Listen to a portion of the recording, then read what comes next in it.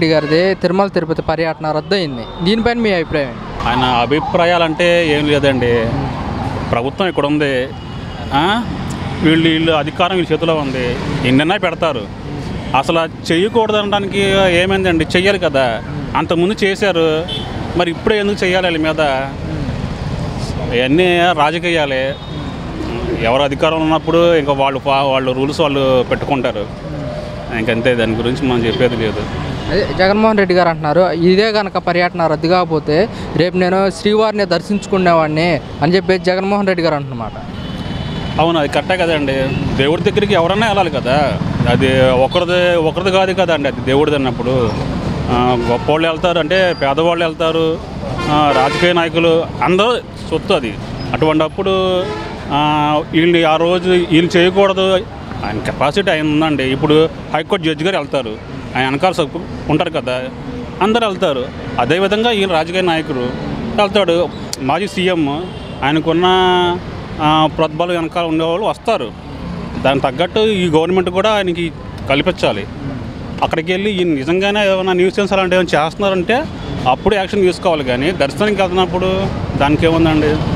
అదే మేము వెళ్తున్నాం అన్న అప్పటి నుంచి కూడా మా వైసీపీ నేతలకు కానివ్వండి అర్ధరాత్రి నుంచే నోటీసులు అందిస్తున్నారు, మీరు వెళ్ళకూడదంటూ కూడా జగన్మోహన్ రెడ్డి గారు కానివ్వండి వైసీపీ నేతలు అంటున్నమాట.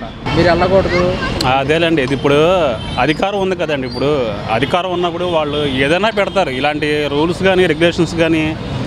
ఇప్పుడు ఆయనకి మళ్ళీ ఈ 100 రోజుల పాలన అయిపోయింది, ప్రజలకి అంత అనిపించలేదు.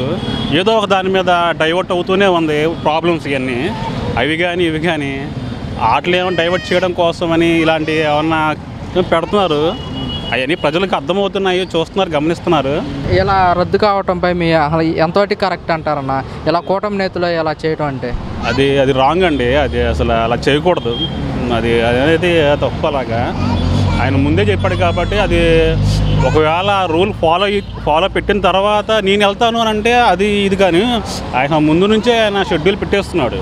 పెట్టుకున్న తర్వాత ఇది పెట్టకూడదు, అది చేయకూడదు అని ఆయన ఇలాగ పర్యటన చేయకూడదు అని అనటం మాత్రం ఇది కొంచెం ఆలోచించాల్సిన విషయం. మరి ఇది నా పాదయాత్ర కూడా వెంకటేశ్వర స్వామిని దర్శించుకొని అక్కడికి వెళ్ళిన తర్వాత నా పాదయాత్రను కూడా మొదలుపెట్టాను. అలాంటిది నాకు స్వామివారి మీద ఎలాంటిది అంటే ఏమీ లేదంటూ కూడా జగన్మోహన్ రెడ్డి గారు అంటున్నమాట. అవునండి, అది అంతే కదండి. ఇప్పుడు భగవంతుడు దర్శనం చేసుకొని ఎవరన్నా ఏదన్నా ఒక కార్యం అనేది నిలబెట్టుకుంటారు.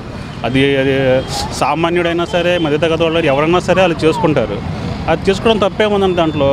ఇప్పుడు చంద్రబాబు నాయుడు గారు ఉన్నారు, ఎలక్షన్ మూమెంట్లో వెంకటేశ్వర స్వామి దగ్గరికి దర్శనం చేసుకునేగా వచ్చారు. అప్పుడు మరి ఈయన అలా చేసుకుంటున్నాడు, చేసుకుంటే తప్పేముందండి అందులో? వాళ్ళని వీళ్ళని కాదు, చేసుకోవాలి. అది స్వామి అందరి సొత్తు. అది గత ప్రభుత్వంలో మేము ఎవరికి కూడా ఎలాంటి ఆంక్షలు అనేది మేము పెట్టలేదు, ఈ ప్రభుత్వంలోనే కూటమి ప్రభుత్వంలోనే ఎలాంటి ఆంక్షలు పెడుతున్నారంటూ కూడా జగన్మోహన్ రెడ్డి గారు అంటున్నమాట.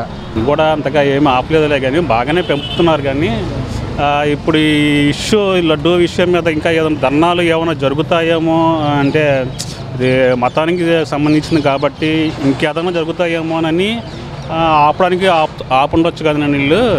కానీ ఒక వ్యక్తి, ఒక సెలబ్రిటీ అనే అతను దర్శనానికి, దేవుడి దర్శనానికి అని అన్నప్పుడు ఇలాగా అడ్డుపడడం అనేది కరెక్ట్ కాదని మాత్రం నా అభిప్రాయం.